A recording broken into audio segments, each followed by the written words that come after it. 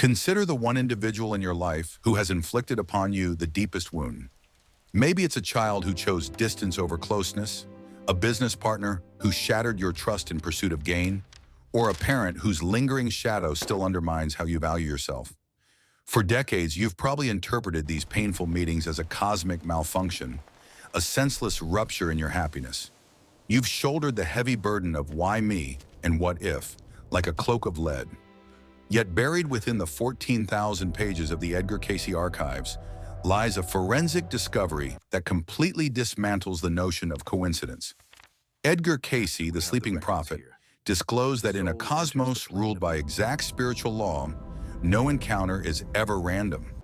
Every face that has brought you to your knees was a face you called forth before you ever drew your first breath. Welcome to the Edgar Cayce archives. We are not here to dispense surface-level reassurance or worn-out modern sayings. We are here to unravel the most enigmatic legal documents ever written, your soul contracts. Pulling from the deep wisdom found in Reading 262, Cayce unsealed the principle of the meeting of self. He maintained that you have never genuinely crossed paths with a stranger. Every person who has entered your sphere, particularly those who shattered your heart, was summoned by you within the realm of the Akasha.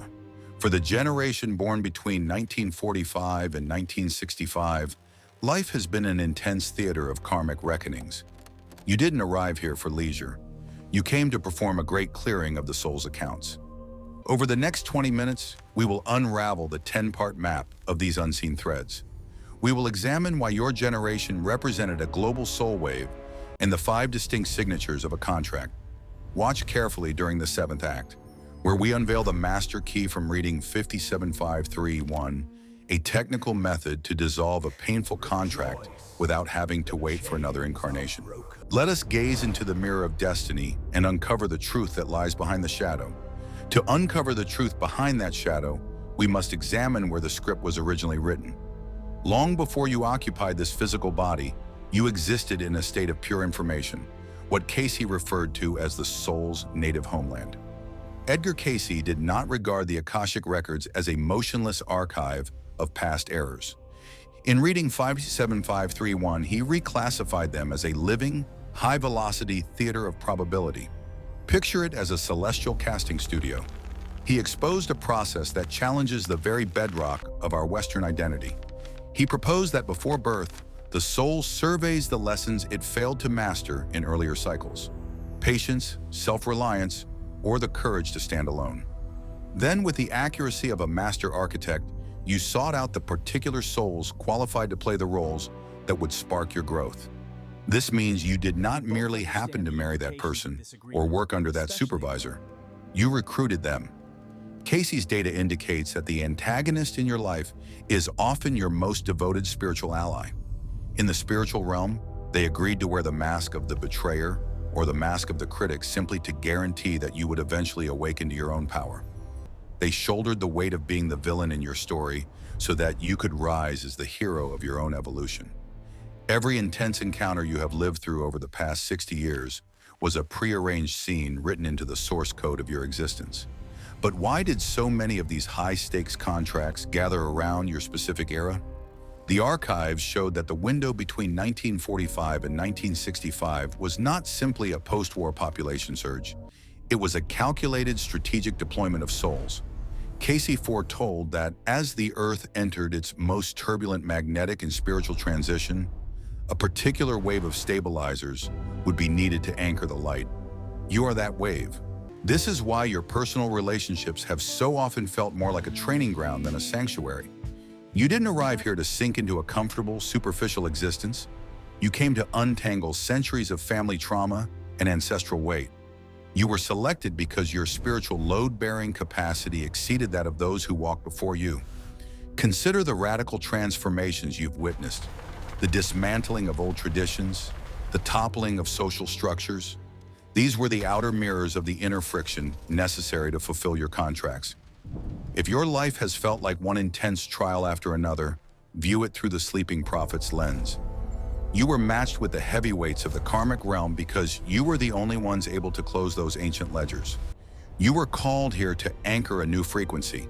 And you are doing so by navigating the most intricate web of human relationships ever recorded in the archives. If these meetings were agreed upon, why do they leave us burdened with such overwhelming guilt? Why does the generation born between 1945 and 1965 wrestle so painfully with the sensation of failing those they love? The answer rests in a basic misreading of the law we call karma.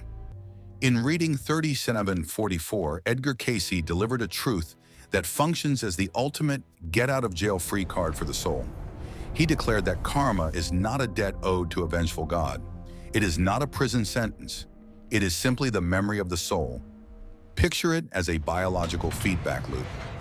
Karma isn't a punishment for past wrongs.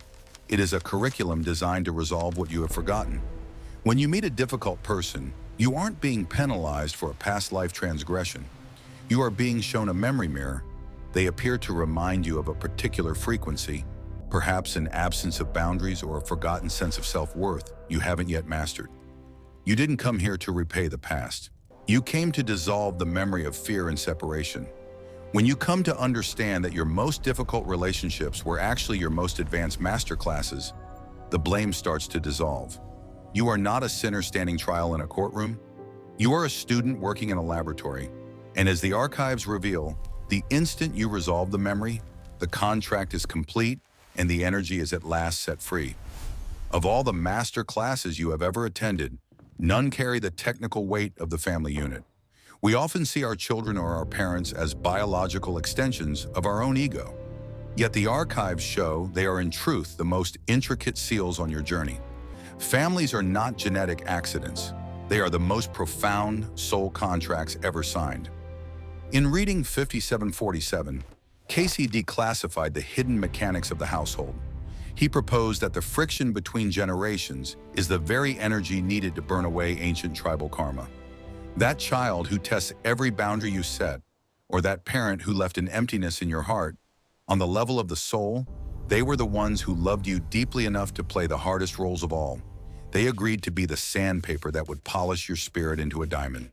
For your generation, these family contracts were often signed with a twofold purpose: to heal the trauma of your ancestry while forging the resilience of the future.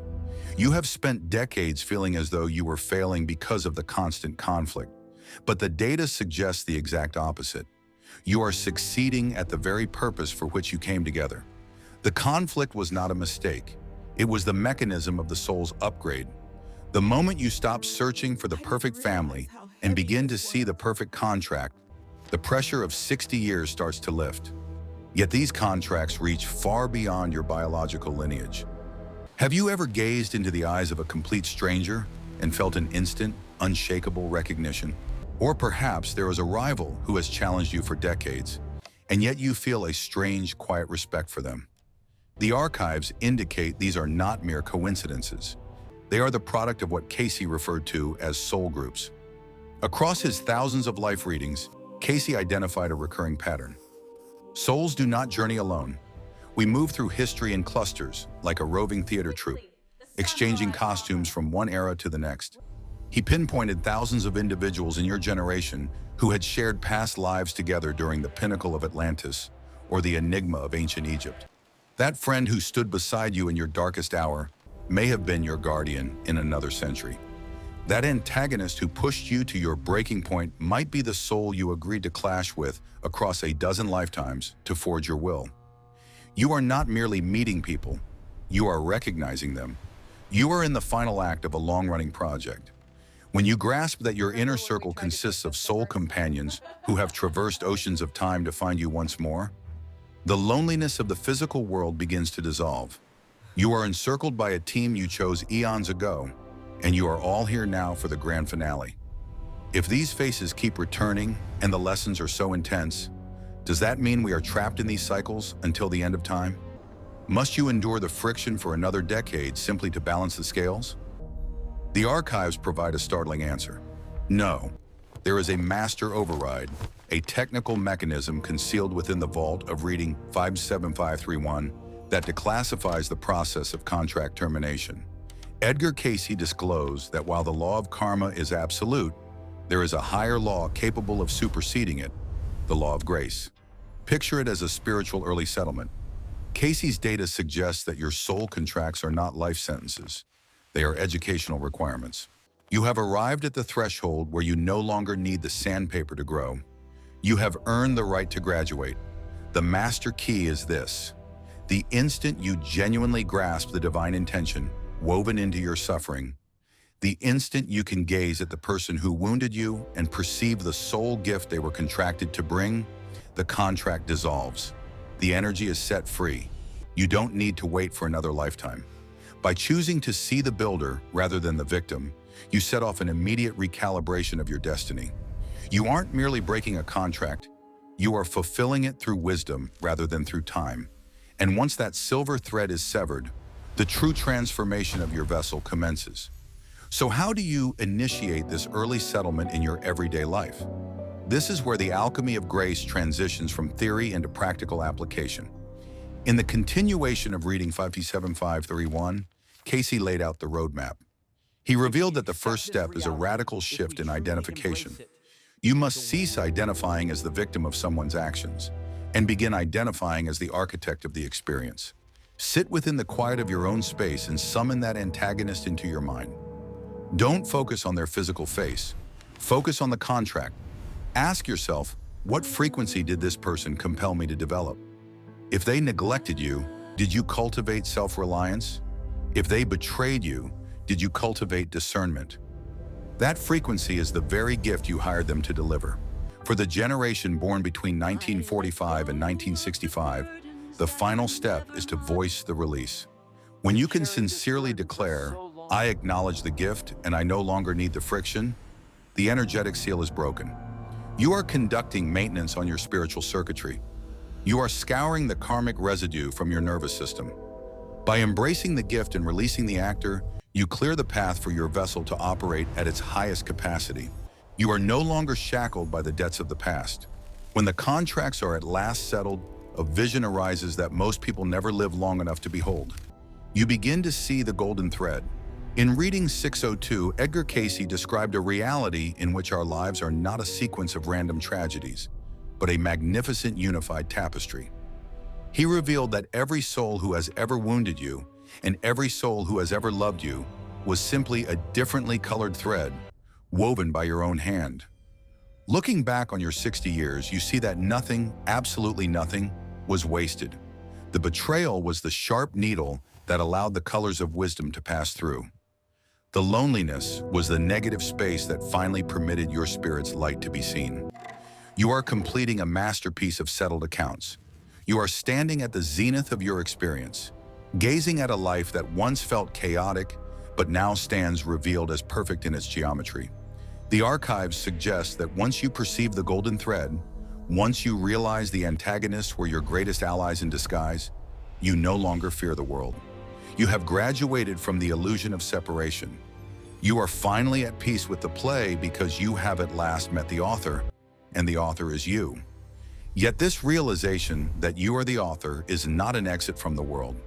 It is the beginning of your truest mission. Your soul contracts were not resolved for your comfort alone. They were resolved for the purpose of stabilization. In reading 262-297, Edgar Cayce revealed the highest law. The greatest among you is the servant of all. For the generation born between 1945 and 1965, your covenant with the earth is being renewed in this very hour. You are the silent anchors. Every contract you have dissolved through the alchemy of grace has cleared the energetic debris for the rest of humanity. You are part of a global tapestry of stabilizers who chose to be here for this precise moment of transition. This is our covenant, to hold the light when others are lost in the dark. If you felt the resonance of truth within this archive, share it with one soul, just one, who is currently paralyzed by the pain of a difficult relationship. Let them know they aren't falling apart. They are finally pushing through. Drop a comment below sharing your birth year or a brief note of thanks for a contract that has at last been completed. Let us witness the map of our community as it lights up across the world. Subscribe to the Edgar Cayce archives to keep decoding the blueprints of your evolution. The era of resentment has ended. The dawn of the resolved soul has begun. Thank you for serving as the bridge. We'll see you in the next archive.